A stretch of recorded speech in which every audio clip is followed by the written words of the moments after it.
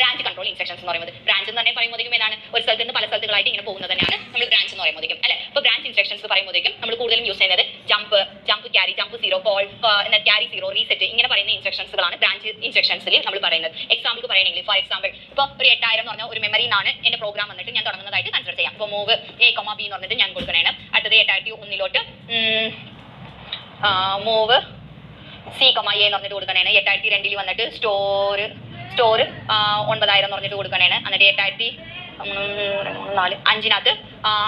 Jump കൊടുക്കണേന്. Jump 4000 എന്ന് പറഞ്ഞിട്ട് നമ്മൾ കൊടുക്കണേന്. ലാസ്റ്റ് 8006 ഇൻക്രിമെന്റ് എന്ന് പറഞ്ഞിട്ട് നമ്മൾ കൊടുത്ത് 8007 HLD സ്റ്റോപ്പ് എന്നിട്ട് കൊടുത്ത്. അപ്പോൾ ഇങ്ങനെ ജമ്പ് എന്ന് പറഞ്ഞിട്ട് കൊടുക്കുമ്പോഴേക്കും അതായത് പ്രോഗ്രാം വന്നിട്ട് എക്സിക്യൂട്ട് ആകുന്നത് ഇങ്ങനെ മെമ്മറി ഒരേ മെമ്മറി ആയിട്ട് ഇങ്ങനെ ഇൻസ്ട്രക്ഷൻസ് വൈസ് എക്സിക്യൂട്ട് ആകുന്നതായിരിക്കും. ഫസ്റ്റ് ഇൻസ്ട്രക്ഷൻ എക്സിക്യൂട്ട് ആകും, അടുത്ത് തീരുമ്പോൾ ഇത് എക്സിക്യൂട്ട് ആകും, ആ ഇൻസ്ട്രക്ഷൻ തീരുമ്പോൾ ഇത് എക്സിക്യൂട്ട് ആകും, ഇത് തീരുമ്പോൾ ഇത് എക്സിക്യൂട്ട് ആകും. പക്ഷേ ഇവിടെ നോക്കുമ്പോഴേക്കും ജമ്പ് ആണ് പറഞ്ഞിരിക്കുന്നത്. അപ്പോൾ ഈ ഇൻസ്ട്രക്ഷൻ എക്സിക്യൂട്ട് ആകുമ്പോഴേക്കും എന്ത് സംഭവിക്കുന്നു പറഞ്ഞു കഴിഞ്ഞാൽ ഈ 8006 പറയുന്ന ഈ ഇൻസ്ട്രക്ഷൻ വന്നിട്ട് എന്താണ് നടക്കാതെ ഈ ജമ്പ് 4000 എന്ന് പറഞ്ഞ് തന്നിരിക്കുമ്പോഴേക്കും 4000 മെമ്മറിയിലോട്ട് എന്താണ് ഇൻസ്ട്രക്ഷൻ പറഞ്ഞിട്ടുണ്ടോ അതായിരിക്കും പോയി അത് എക്സിക്യൂട്ട് ആകുന്നത്. എന്നിട്ട് ആ ഇൻസ്ട്രക്ഷൻ പ്രകാരം എന്ത് ചെയ്യും ഇൻസ്ട്രക്ഷൻസുകൾ വന്നിട്ട് നടന്നുകൊണ്ടിരിക്കും. ലാസ്റ്റ് റിട്ടേൺ എന്ന് പറഞ്ഞ ഒരു ഇൻസ്ട്രക്ഷൻ ഉണ്ടാകും. റിട്ടേൺ കൊടുത്തിട്ട് ഇപ്പോൾ 8006 റിട്ടേൺ എന്ന് പറഞ്ഞിട്ട് നമ്മൾ കൊടുക്കുകയാണെന്നുണ്ടെങ്കിൽ എന്ത് ചെയ്യും നേരെ ഇവിടെ നിന്ന് അടുത്ത് പറയുന്ന ഈ ഇൻസ്ട്രക്ഷൻസിലോട്ട് പോയിട്ട് എന്ത് ചെയ്യും ഇൻസ്ട്രക്ഷൻസ് എക്സിക്യൂട്ട് ആകുന്നതായിരിക്കും. അതുകൊണ്ടാണ് ഇതിനെ ബ്രാഞ്ച് കൺട്രോൾ ഗ്രൂപ്പിൽ നമ്മൾ പറയുന്നത്.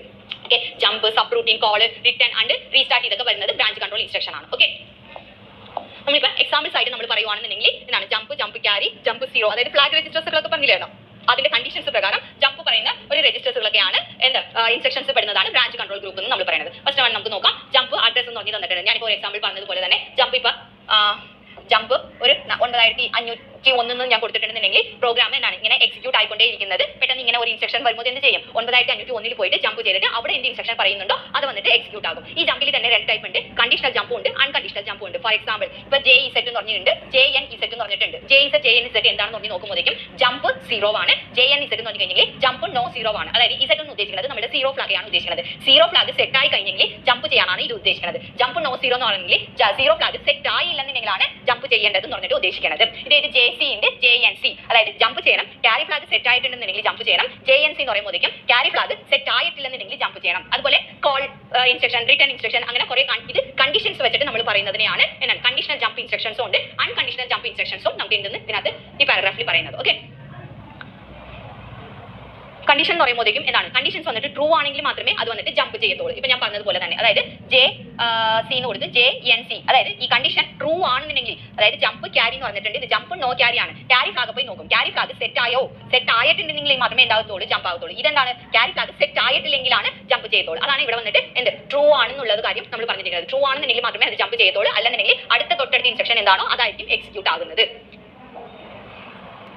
അപ്പോൾ ഇങ്ങനെ കണ്ടീഷൻസ് വന്നിട്ട് നടക്കുന്ന സമയത്തൊക്കെ നമ്മുടെ എന്താണ് മെഷീൻ സൈക്കിൾസ് എന്ന് പറഞ്ഞു കഴിഞ്ഞാൽ നമ്മുടെ പ്രോസസർ വന്നിട്ട് പ്രോസസിംഗ് ചെയ്യാൻ വേണ്ടിയിട്ട് എടുക്കുന്ന ടൈമിങ്ങിനെയാണ് മെഷീൻ സൈക്കിൾസ് എന്ന് പറയുന്നത്. അതിന് ഓൺലി 2 മെഷീൻ സൈക്കിൾസ് ഒക്കെ ആയിരിക്കും ആവശ്യപ്പെടുന്നത്. കൂടിപ്പോയാൽ 7 സ്റ്റേറ്റ്സ് ഓഫ് മെഷീൻ സൈക്കിൾസ് ആയിരിക്കും നമുക്ക് ഇതിനകത്ത് വരുന്നത്. ഓക്കെ, ഇതൊക്കെയാണ് ഇതിന്റെ example. Jump zero flag set ആണെന്നുണ്ടെങ്കിൽ ജമ്പ് ചെയ്യണം. ഇത് ജമ്പ് നോൺ സീറോ എന്ന് പറഞ്ഞു കഴിഞ്ഞാൽ സീറോ ഫ്ലാഗ് സെറ്റ് ആയില്ലെങ്കിൽ ജമ്പ് ചെയ്യണം. അതുപോലെ തന്നെ ക്യാരി ഫ്ലാഗ്, ഇത് പാരിറ്റി ഫ്ലാഗ്, ഇത് വന്നിട്ട് മൈനസ് റിസൾട്ട് വന്നിട്ട് മൈനസ് ആണെന്നുണ്ടെങ്കിൽ ജമ്പ് ചെയ്യണം. ഇത് പാരിറ്റി ഫ്ലാഗ്, പാരിറ്റി വന്നിട്ട് ഈവൻ പാരിറ്റി ആണെന്നുണ്ടെങ്കിൽ ജമ്പ്, ഇത് ഓഡ് പാരിറ്റി ആണെന്നുണ്ടെങ്കിൽ ജമ്പ്. കോൾ അഡ്രസ് എന്ന് പറഞ്ഞു കൊടുക്കുമ്പോഴേക്കും ഇങ്ങനെ പ്രോഗ്രാം എക്സിക്യൂട്ട് ആയിക്കൊണ്ടിരിക്കുന്നതിന് ഒരേ ഇൻസ്ട്രക്ഷൻസ് ആയിട്ട് എക്സിക്യൂട്ട് ആയിക്കൊണ്ടിരിക്കുന്നതിന് ഇടയ്ക്ക് ഇങ്ങനെ ഇതേപോലെ തന്നെ കോൾ 4015 വരുന്നുണ്ട്. അങ്ങനെ പറയുന്ന സമയത്ത് എന്ത് ചെയ്യുന്നത് കഴിഞ്ഞാൽ ഈ ഇൻസ്ട്രക്ഷൻ എന്ത് ചെയ്യും എക്സിക്യൂട്ട് ആയിക്കൊണ്ടിരിക്കുന്ന സമയത്താണ് ഇത് എക്സിക്യൂട്ട് ആകുന്നത്. അപ്പോൾ തന്നെ എന്ത് ചെയ്യും അടുത്ത ഇൻസ്ട്രക്ഷൻസ് ഒന്നും എക്സിക്യൂട്ട് ആകാണ്ട് നേരെ ഈ പറഞ്ഞേക്കുന്ന മെമ്മറിനകത്ത് പോയിട്ട് എന്താ ഇൻസ്ട്രക്ഷൻ പറഞ്ഞിരിക്കുന്നത് നോക്കിയിട്ട് അവിടെ ഉള്ള ഇൻസ്ട്രക്ഷൻസ് പ്രകാരം എന്ത് ചെയ്യും പ്രോഗ്രാം വന്നിട്ട് എക്സിക്യൂട്ട് ആകും. അത് എക്സിക്യൂട്ട് ആയി കഴിഞ്ഞിട്ട് എന്താണ് ഇവിടെ ഒരു റിട്ടേൺ എന്ന് പറഞ്ഞിട്ട് ഒരു ഇൻസ്ട്രക്ഷൻ കൊടുക്കുമ്പോഴേക്കും ആയിരിക്കും ഈ പ്രോഗ്രാമിലോട്ട് റിട്ടേൺ ആകുന്നത്. അങ്ങനെ വരുന്നതാണ് കോൾ ഇൻസ്ട്രക്ഷൻസിൽ പെടുന്നത്.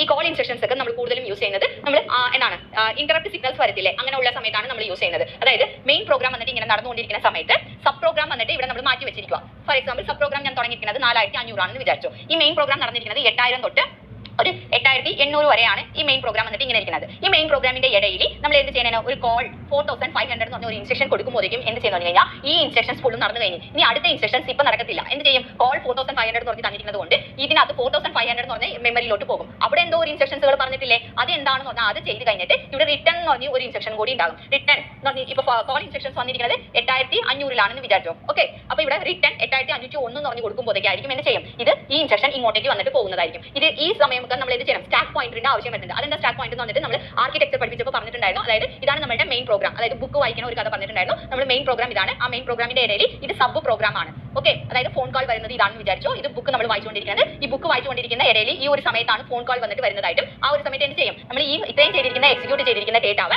ഏതെങ്കിലും ഒരു മെമ്മറിയിലോട്ട് സ്റ്റോർ ചെയ്ത് വെക്കണം. ഏതെങ്കിലും മെമ്മറിയിലോട്ട് എന്ന് പറഞ്ഞു കഴിഞ്ഞാൽ അത് സ്റ്റാക്ക് പോയിന്ററിൽ നമ്മൾ പോയിന്റ് ഔട്ട് ചെയ്ത് വെച്ചിട്ടുണ്ടാകും. ആ പോയിന്റ് ഔട്ട് ചെയ്തിരിക്കുന്ന മെമ്മറിയിലോട്ട് സ്റ്റോർ ചെയ്ത് വെക്കും. ഇതിലുള്ള ഡേറ്റാസുകൾ ഫുള്ളും സ്റ്റാക്ക് പോയിന്ററിലോട്ട് സ്റ്റോർ ആകും അല്ലെ. സ്റ്റാക്ക് പോയിന്ററിലോട്ട് സ്റ്റോർ ആയിട്ട് എന്ത് ചെയ്യും, കോൾ 4500 എന്ന് പറഞ്ഞു തരുമ്പോഴേക്കും ഇതിനകത്ത് പോയി ഈ സബ് പ്രോഗ്രാം ഫുള്ളും എക്സിക്യൂട്ട് ആകും. എക്സിക്യൂട്ട് ആയിട്ട് ഇവിടെ റിട്ടേൺ കൊടുക്കുമ്പോഴേക്കും, റിട്ടേൺ വരുമ്പോഴേക്കും എന്താണ്, നമുക്ക് ഇവിടെ പ്രോഗ്രാം എക്സിക്യൂട്ട് ആകണമെന്നുണ്ടെങ്കിൽ ഈ പഴയ നടന്നില്ലേ അതിൻ്റെതായിട്ടുള്ള ഡേറ്റാസുകൾ പിന്നെയും വേണം. അപ്പോൾ എന്ത് ചെയ്യുന്നു കഴിഞ്ഞാൽ ഈ സ്റ്റാക്ക് പോയിന്ററിലുള്ള ഡേറ്റാസുകൾ ഫുള്ളും പിന്നെയും ഇങ്ങോട്ട് പോപ്പ് എന്ന് പറഞ്ഞ ഡേറ്റ ട്രാൻസ്ഫർ ഇൻസ്ട്രക്ഷൻസിൽ കൂടി തിരിച്ച് വാങ്ങിച്ചിട്ട് മറ്റേ ഇൻസ്ട്രക്ഷൻസുകളൊക്കെ നടക്കുന്നതായിരിക്കും. അതാണ് സ്റ്റാക്കിനെ കുറിച്ചിട്ടും ഇവിടെ പറഞ്ഞിരിക്കുന്നത്.